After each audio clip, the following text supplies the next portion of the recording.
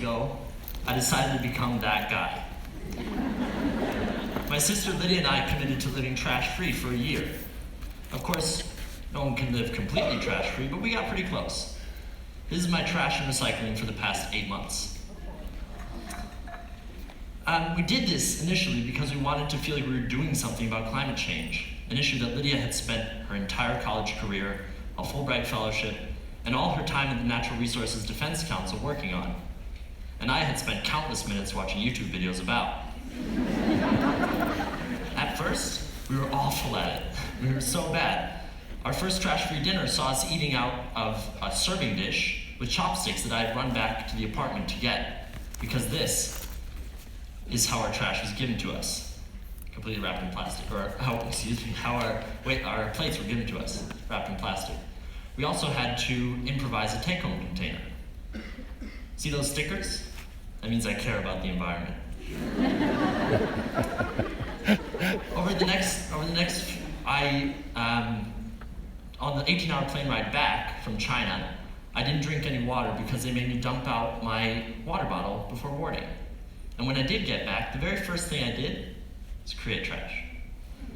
I was out with a friend, and before I knew it, there was a drink in front of me with this napkin under it and this straw in it.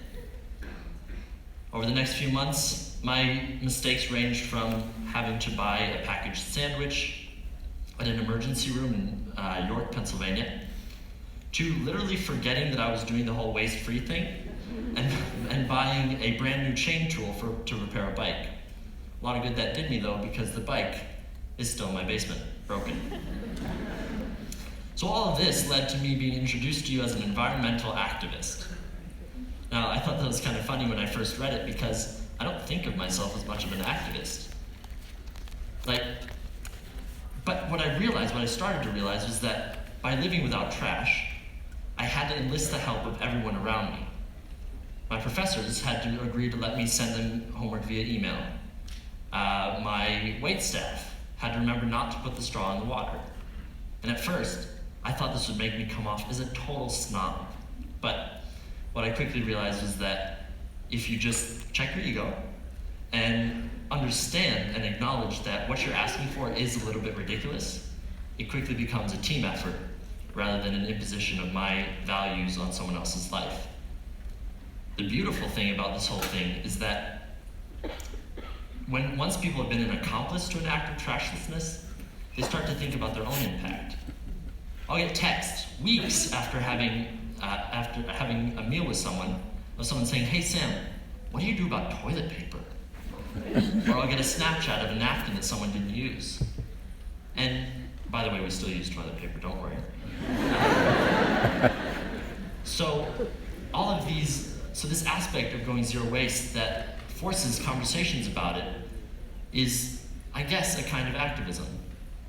But why would we go zero waste? And does it even make a difference? I'm sure we've all seen this graph of CO2 emissions. We've all had this picture come up on our timelines. We've all watched this video. We all live in a world where these things are true, but we're not there, we're here. And here is fine. So we're confronted with this massive issue where cause and effect are completely separated. And if you live in the developed world like I do, you're probably never going to see the whole impact that your lifestyle actually has. And that's probably because we are really good at exporting all the bad stuff and importing the finished product. 95% of a product's environmental impact happens before you even open the package. 95%. That's why we've included recycling in our trash, because even though the product might be recyclable, that 95% still applies. You just don't see it. So if we're all being honest with ourselves, we know what the problem is, right? We know that we just use too much new stuff and use too many resources. But the solution is scary. Not getting new stuff is really hard. It's the worst. Not keeping that shirt for an extra year, isn't that sexy? Getting a phone off Craigslist rather than buying the newest model, isn't that chic? It doesn't feel quite right to turn down that piece of gum. But real action, the kind that addresses our biggest challenges, is going to be just that. Challenging. Cutting your dependency on trash is a little hard, but hard is good in this case. In fact, hard is great. It forces us to notice what's happening and do something about it. Like saying, hey, any chance I could get that coffee in a ceramic mug rather than in the paper cup? So what we need is not the next easy fix. We need something manageably hard that has a real impact. And that's where trash comes in super handy. Because for every piece of trash we throw away, like this pizza box, it's a sort of representation of the upstream impacts, like the transportation costs, the resources used to make it, or the wrapping at the store, or the extraction of those resources, and the energy used to do all of those things. For every pound of trash we create, 7 pounds are created upstream.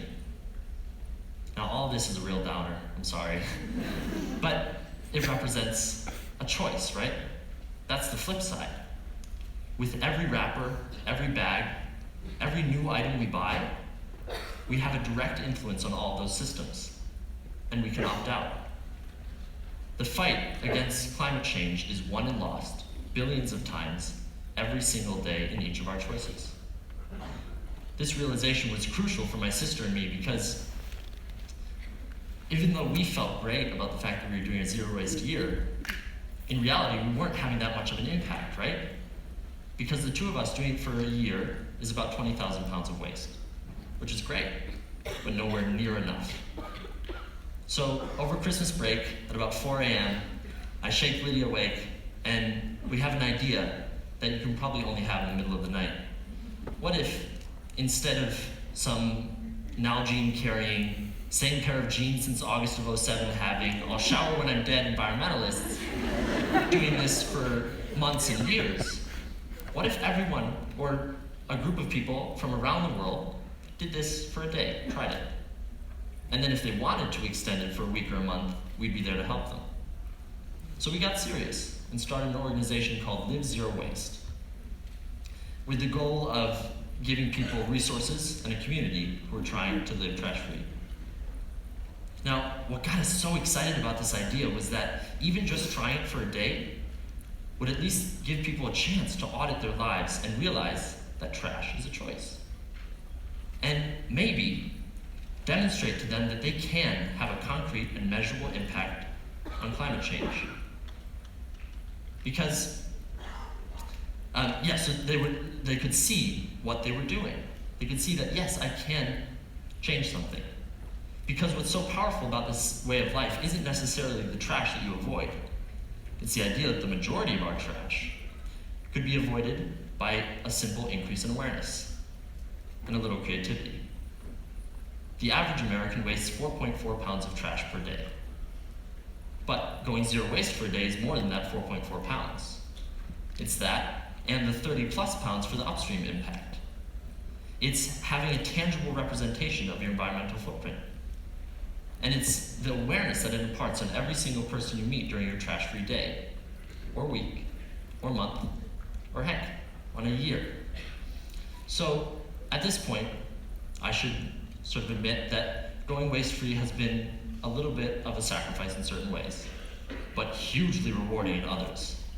Without even noticing it, it shifts your focus from stuff to relationships, from money spent on things to time spent on experiences. Going zero waste is an opportunity to take problems, big, important, international problems, and address them in our daily lives, with our daily choices.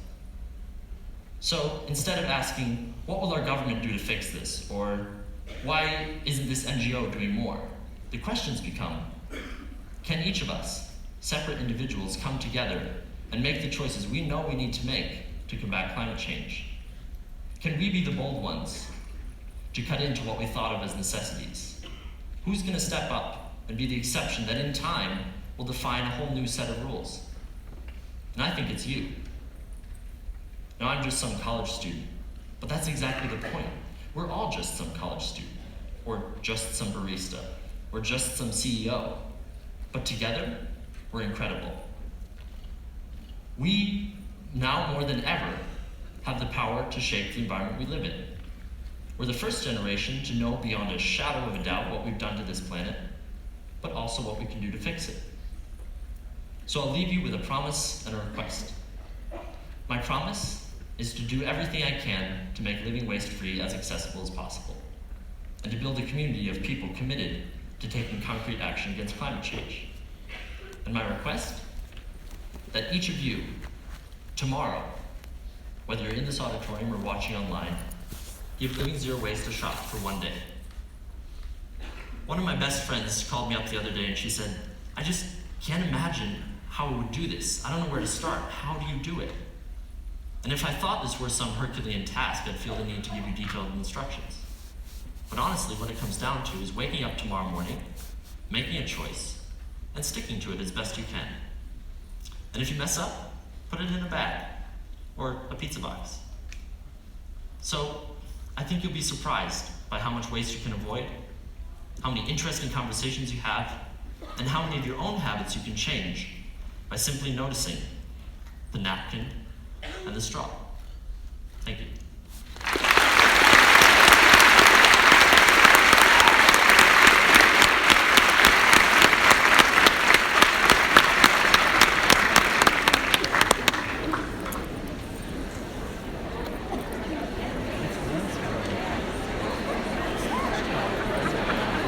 We didn't say thanks, Mom, but if they allowed it, we would have.